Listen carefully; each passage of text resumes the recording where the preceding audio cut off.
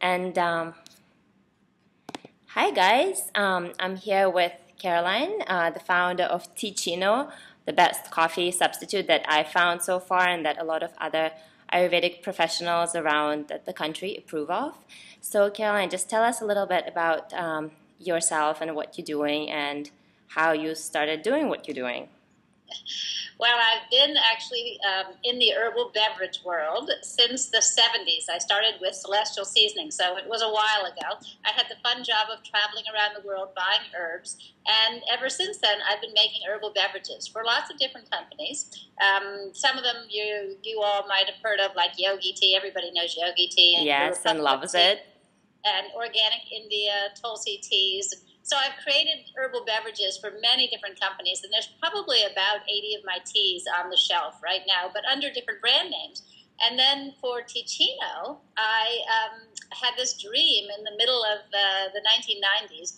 And in the dream, I heard myself say that the next product I was going to create was a caffeine-free cappuccino, and the name of the product was Teeccino. So I woke up and I thought, wow, can I get herbs to run through an espresso machine? How exciting, how fun. And that was the beginning of Teeccino, which is now the top-selling coffee alternative. And we like that name alternative better than substitute, because substitute sounds so second-rate, citizen kind of, Yeah. But alternative is what we all love, who are in this, natural lifestyle existence. So that's why we call Teeccino a coffee alternative, and it's the top-selling coffee alternative brand in the country. Yeah, and it does taste amazing. So tell us a little bit about why do you think coffee is so popular in the Western world? Well, you've probably noticed the lines at Starbucks. And so why are those lines there? You don't see them at a tea bar, right? So the lines at coffee bars are because people have gotten accustomed to being habitually, it's really an addiction, to the caffeine that they get in coffee. So coffee is really a delivery system for that caffeine. And oftentimes people get into a time in their life where they're experiencing low energy, or they just may be kids and they want to stay up really late, in your 20s, and you want to stay up all night. So they start on pounding that caffeine through coffee, and the next thing they know, they're addicted. They wake up in the morning, they're groggy, they feel, like they can't get going, but they got to go to work or whatever it is, or school. And so what do? They get a cup of coffee. And that becomes a habit that gets perpetuated throughout their lives. Yeah, I think you're right. So many people are totally addicted to being all the time stimulated. And I think there's lots of people that are interested in keeping people this way. So recently there has been more and more articles that prove that coffee is good for you, good for your health, good for your heart. What do you think about that? Well, prove is not quite the right word. What they're really showing is that there is an association. These studies are what we call epidemiological studies, and they show an association between coffee drinking and something, let's say, like a certain disease. So they look at it, and they look at thousands of people, and they say, well, and these people reported drinking so many cups of coffee a day, and they have less, whatever it is, Parkinson's, or whatever. So that's not really proof. That's just association. And that's what most of the coffee studies are.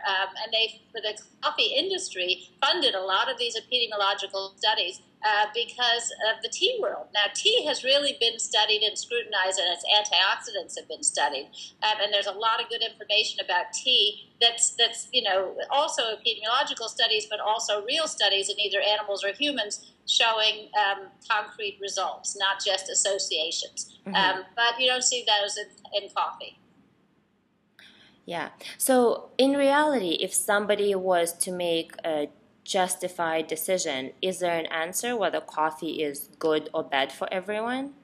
Well, everyone is too big a subject because everyone is different, and we all have different genetic backgrounds. So you and I are both females, but in fact, we may have very different genetic backgrounds that make this help us make this decision: is coffee good or bad for us? Unfortunately, some of those genes we can't feel. We all know if we're really sensitive to coffee. For instance, I'm super sensitive to coffee, and you can already hear I talk fast. You should see me on coffee. So how would somebody know that they're sensitive to coffee?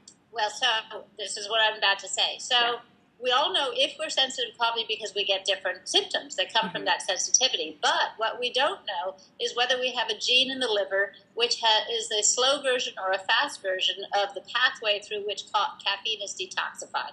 So caffeine is a drug that has to be detoxified in the liver, and some of us are fast metabolizers and some of us are slow metabolizers. But it doesn't correlate with whether or not you feel sensitive to caffeine or not. And I know this for a fact because I had myself genetically tested. Wow. And I thought, for sure, I'm a slow metabolizer because look at how it affects me. And it affects me for hours, after I take it. But in fact, I was, surprise, surprise, a fast metabolizer. And on the website that did the genealogical study, we started a long train of people, chiming in. Were they slow or were they fast, and how did caffeine affect them?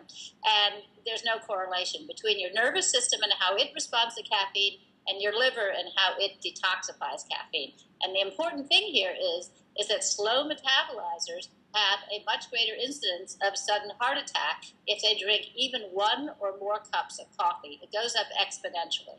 So you need to know your genetic inheritance. Then on top of that, you also need to look at your lifestyle. You need to look at whether, for instance, are you taking birth control pills or prescription drugs, because those substances are also detoxified or changed into other compounds by the liver using that same pathway that caffeine uses. So if you have a lot of caffeine in your system or a lot of prescription drugs, you're going to be slower in metabolizing the caffeine or slower in metabolizing prescription drugs. And all of that also gets complicated, especially for women. So there's a lot of factors. You have to look at your lifestyle, your adrenal glands. Are you exhausting your adrenal glands by your coffee use?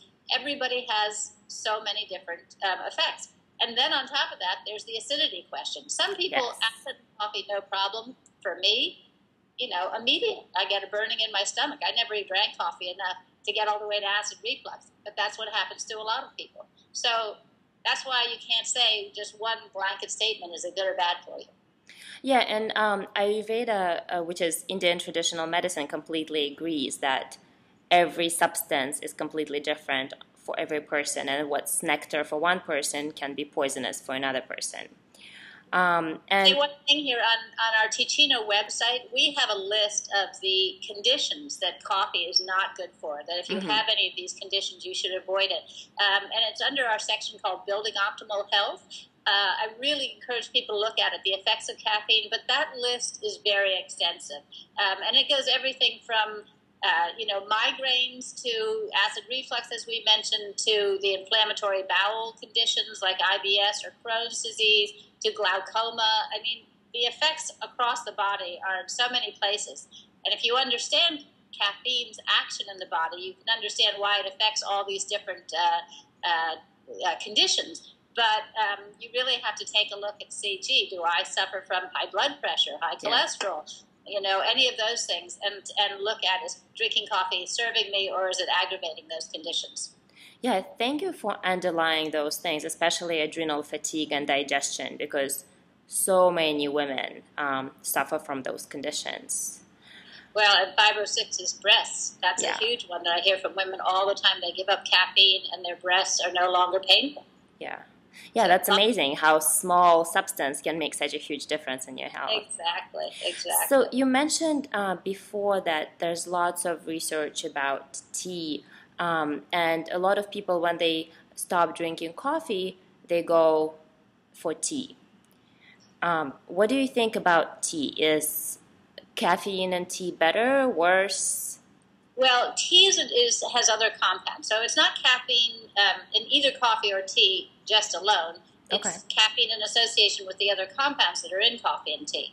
So tea has a compound called theanine, and theanine actually has a calming effect. So the caffeine, people often say, well, I can drink caffeine in tea where I can't drink it in coffee. That's because the theanine is sort of muting the effect of the caffeine, and it's actually doing a calming instead of just a stimulating and whatever you want to say the caffeine does. It'll calm the jitters, for instance, so that you get from coffee. So people who react to coffee often don't react as much to tea. There's also a lot more real science on tea, real long-term studies that have been done, especially in Asia, where tea has been such a popular beverage for so long, and they do a lot of studies over there. So there's more than just epidemiological associations about tea. However, having said that, many coffee drinkers go to tea and they go, it's too watery. I want my full-bodied flavor. I can't do this stuff. I'm really missing it. They want to go back to coffee. And that's where Teeccino came in, because I heard that a lot being a tea formulator. And so that dream stimulated me to say, well, can I get that same roasted, full-bodied flavor out of herbs that we come to expect out of coffee? And it turns out that you can, and that's what Teeccino gives people. Yeah, and I totally agree. My boyfriend is an avid coffee drinker, and I made him the medium roast Mediterranean flavor, and he loved it. But would have been our Java, which is our medium roast. Yeah. Yeah, it was the medium roast. We have three flavors that are like regular coffee.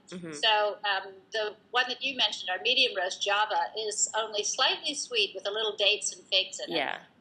Our French roast, which has our Ramon nuts from the rainforest in Guatemala, which the Maya drank as a roasted beverage way before coffee ever came to the Americas. Wow. Right? That one is really our dark roast. It's the one that's the most satisfying to what I call the coffee purist. They just want a very straight, linear flavor without any complexity.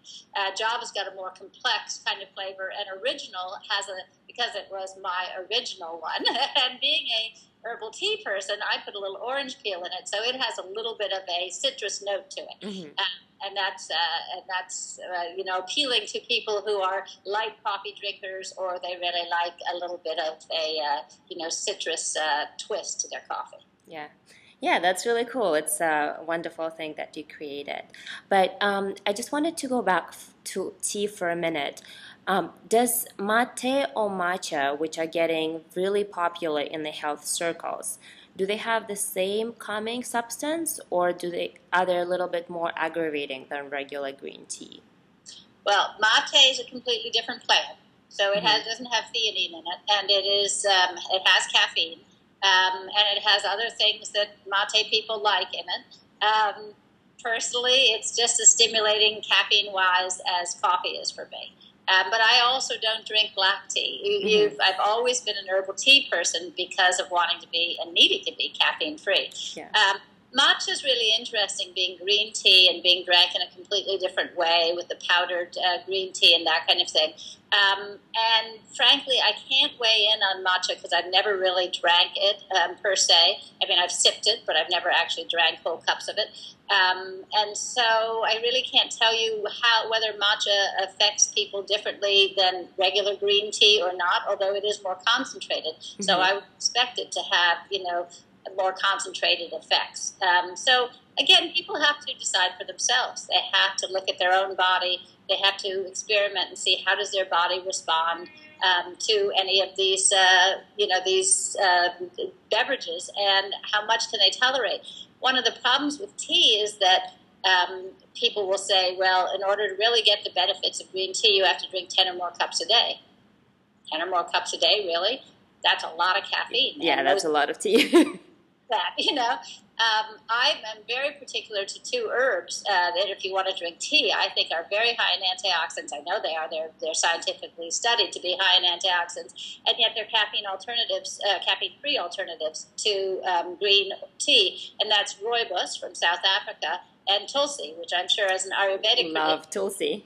Love tulsi because it's a wonderful herb from India and from the Ayurvedic tradition. So both of those herbs are very high in antioxidants and have absolutely no caffeine. So you can substitute some of those green tea cups and use other herbs. Even though green tea has been so extensively studied, it doesn't mean that actually it has better antioxidants than many of these herbs that haven't been studied extensively.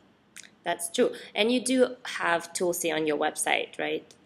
Yeah, because I created the teas for Organic India, the company that introduced tulsi tea. So all the teas on my website are ones that I've created for other companies. Great. And I did order a package, and tulsi from Organic India is pretty good. Okay. So let's look at one of the main reasons why people drink caffeine, whether it comes from tea or from coffee. most people drink because they're lacking energy, and they get that boost of energy once they consume caffeine. What do you think is the long-term effect of the body to this sort of stimulation to get energy? Okay, well, what we have to remember is that caffeine isn't giving us energy. We get energy from calories and nutrients, and coffee and caffeine don't contain calories and nutrients. Well, coffee has a few calories, 10 of them or something like this, but not enough to give you energy. What you're getting is the flight or fight syndrome. Caffeine stimulates that syndrome in the body, and that is a whole cascade of hormones that get produced that stimulate the body to do different things. So what happens, in fact, is the adrenal glands pump out cortisol.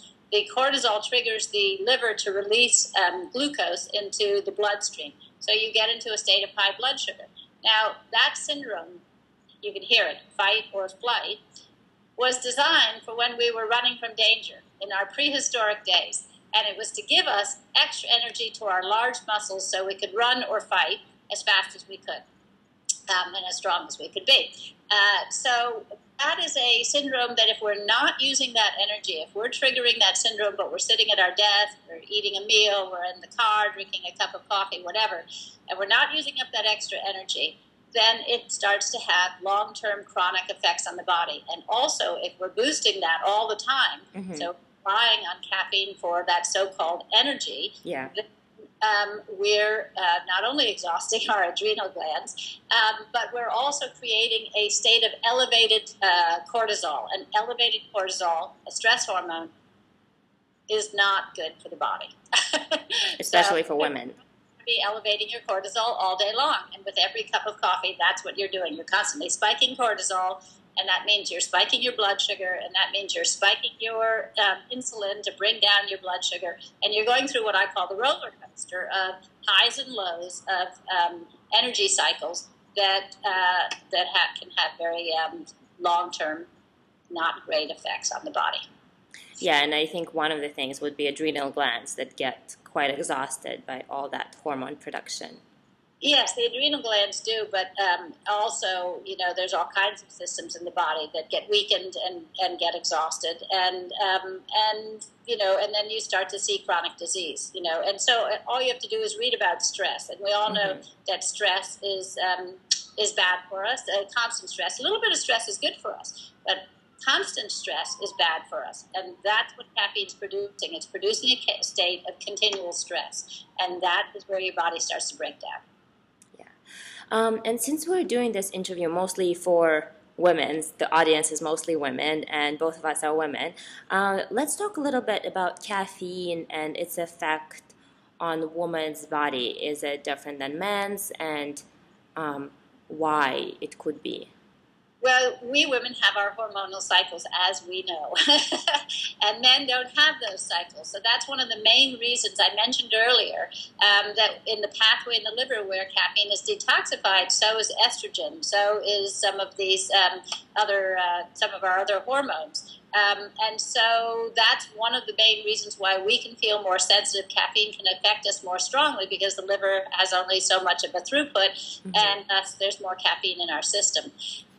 But also, as we mentioned earlier, caffeine affects women's bodies differently. So our breast tissue is affected by caffeine. Our fibroids around our uterus is affected by caffeine.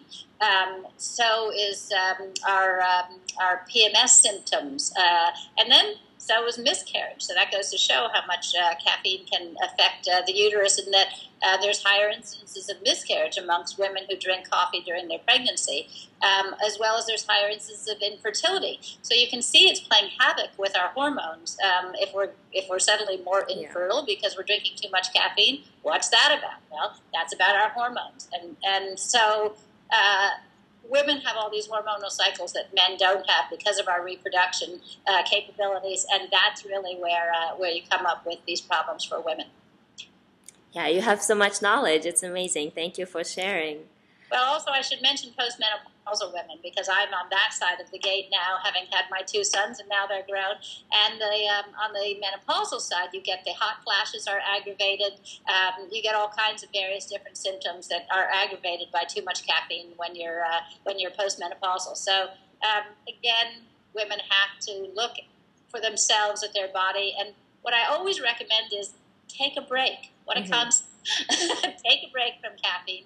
Try it out for 3 months, and then you'll start to see what has changed in your body in those 3 months, especially if you're observant. Maybe you write down some things, because sometimes we forget, Yeah. Oh, yeah, what was I feeling 3 months ago, so write it down. Keep a little journal for yourself. And it takes about 3 months for the adrenals to recover, like we were talking about, to get back into their natural rhythm of being able to produce cortisol in the morning, so that you wake up and still feel perfectly energized. Yeah. And now I wanted to get to a little less known fact, or less known reason why a lot of people drink caffeine. And that's because caffeine tends to stimulate elimination. Right. And a lot of my clients that I worked with, they say that they can't go to the bathroom unless they drink their cup of coffee on an empty stomach. Right. So why does that happen? Why does coffee, even decaffeinated coffee, has that effect? Well, decaffeinated coffee is a whole other subject, and we should talk about it. So a couple things are going on there. Oftentimes people first off, caffeine stimulates the peristalsis, which is the muscle movement in the colon. And it does it sort of by the stimulating effect. Again, that flight or fight, the body goes into a whole thing, elimination, purge, get ready to, run, etc. So that's part of the peristalsis that caffeine stimulates. Unfortunately, we become a kind of dependent on that, and that's not good, obviously, for our long-term colon health. Also, there is the bulk and the warmth that a cup of coffee does, that sort of becomes habitually.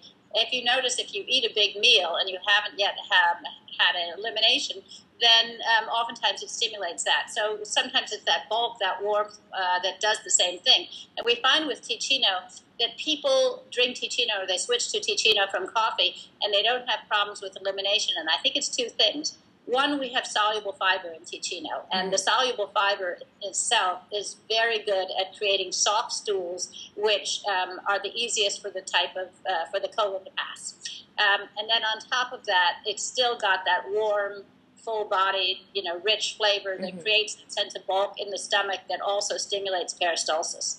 So, I haven't had any problem with people who quit coffee going to drinking Teeccino, and we often hear, I even had this, was so great, we had a doctor call up once. Actually, first the woman called, and she said, "What's in this stuff?" She was in her 80s. "I've been, constipated my whole life, and now I'm regular for the first time in my life." And wow. Called us, and the doctor said, "What's in this stuff? She's never been regular." And it made me start looking for what was it, and I found 2 things about Teeccino. I mentioned the soluble fiber, and that's super important, and also the fact that it creates that warm bulk in the stomach. But it also has inulin in it, and inulin comes from chicory root. Inulin's in a lot of foods that we eat, but in very small quantities. And in chicory root, it's in very high quantities. And chicory is one of the ingredients in Teeccino. Roasted chicory tastes like coffee. And chicory, the inulin, actually feeds the probiotics. It's called a prebiotic because it feeds the bacteria that's in our intestines, but especially in our colon. The bacteria that lives in the colon loves inulin. It creates all kinds of immune factors with inulin, and it just makes that colon really healthy. So again, I think, caffeine, yes, it's stimulating elimination, but there's so many better ways to do that for the health of your colon than just depending on a drug. Yeah, that's really amazing that you're doing it. And to just make sure for all the people who would be interested to maybe ordering something like this, do all the flavors have the same chicory and inulin? They do. They do. So it's equal amounts. flavors, including our dandelion flavors, have chicory in them. And then they all have carob as well, which is another wonderful herb with also soluble fiber to it.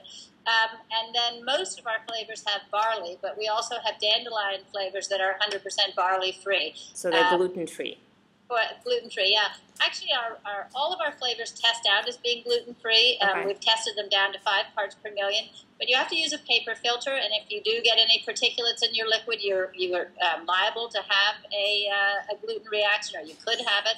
Depends on how sensitive you are. Mm-hmm. So dandelion flavors are 100% barley-free, and thus people don't need to worry about whether or not there's any gluten in them because they're 100% gluten-free. Yeah, and that's great because I think a lot of companies who are trying to provide coffee alternatives are not gluten-free. So it's good to know that yours is good for people who suffer from gluten sensitivity. Yeah, we did do the testing, and as I say, you can only test down to 5 parts per million. Mm-hmm. And some people have claimed they have a reaction to Teeccino, but many people drink it and don't have a reaction. So if you want to be extra, extra safe because you think you're really super, super sensitive to gluten, drink my dandelion flavors. Yeah. Okay, cool. So it seems like so far what we talked about, we could have maybe potentially scared or alienated people who are avid coffee drinkers and they love their coffee and there's just no way they would want to give it up.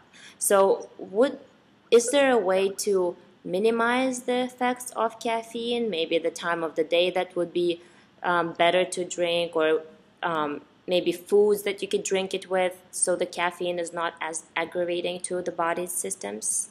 Well, that is the thing that I recommend, which is that the time of the day in which cortisol is naturally spiked in the body is in the morning. So there's a lot of people who are morning-only coffee drinkers, and that is the safest time of day to drink coffee, and the time that I recommend. If you want caffeine, either your tea or your coffee, drink it in the morning because that's the time when your biorhythm and your body is naturally spiking cortisol. Yeah.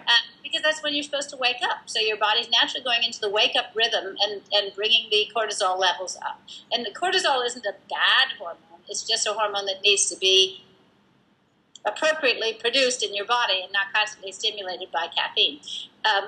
So that's the best time of the day. What I really tell people is really if you drink caffeine after noon or into the evening, you're really doing yourself a disservice because, again, you're chronically elevating your cortisol levels, but also you're interfering with the body's production of melatonin. And melatonin is a very important hormone that we produce at night, not only to go to sleep, but it's a huge antioxidant, has many beneficial effects in the body. And you really want to make sure that you're giving your melatonin a chance to rise. And additionally, you may say, oh, I can go to sleep on caffeine, it's no problem for me. But what happens is you don't go into the deep sleep, and it's the deep sleep, which is our stage 4 sleep, which is where our body does its rebuild, repair, it rejuvenates, so that when we wake up in the morning and our cortisol is naturally rising, as long as our adrenal glands aren't exhausted, our cortisol is naturally rising, then we really feel refreshed and energized and ready to go, and we don't need a crutch like caffeine. Yeah, that's great. So what I actually also wanted to add that according to Ayurveda and what I felt in myself is that I have a lot less adverse reactions to caffeine if I drink it not on an empty stomach.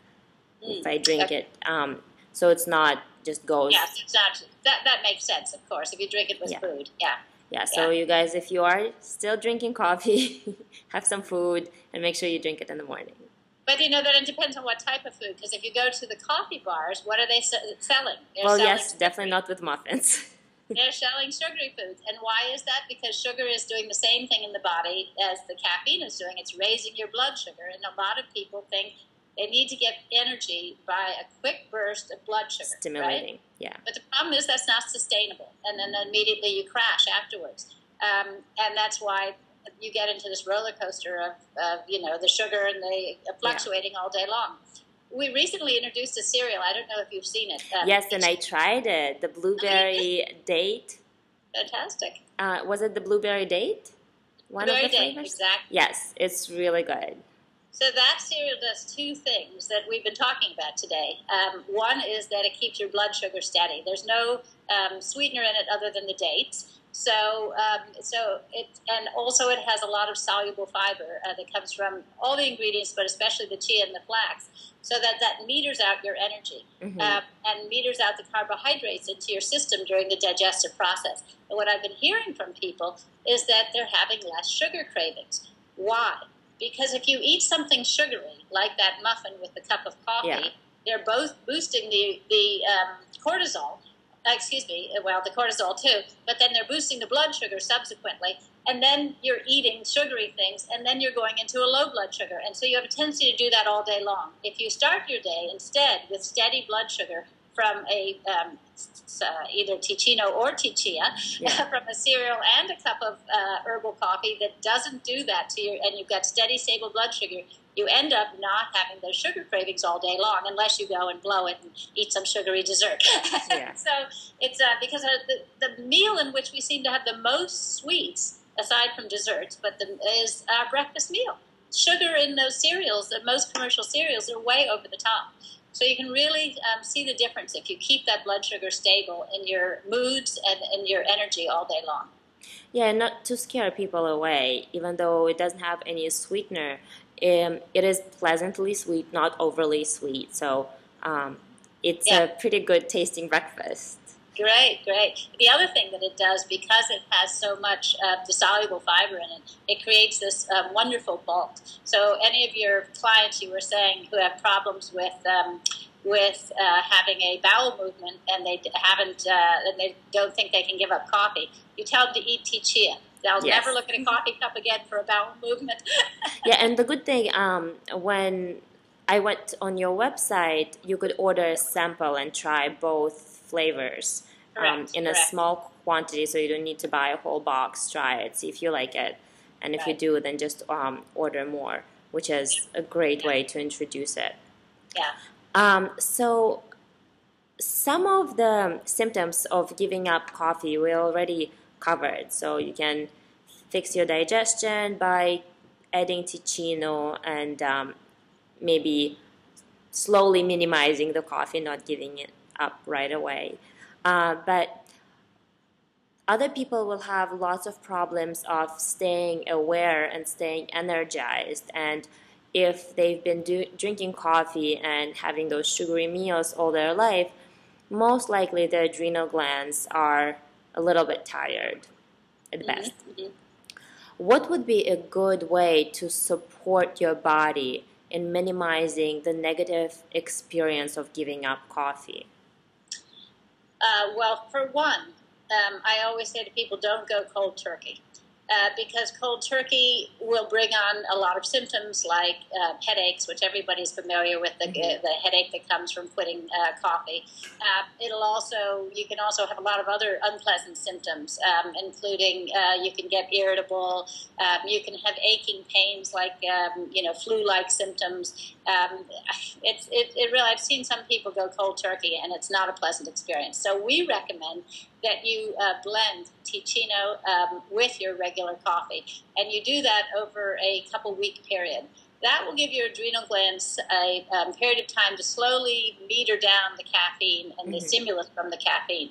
But many people need more than a couple weeks, and really, this is a completely individual thing. Some people can quit, never look back, no problem. Other people are miserable for a period of time.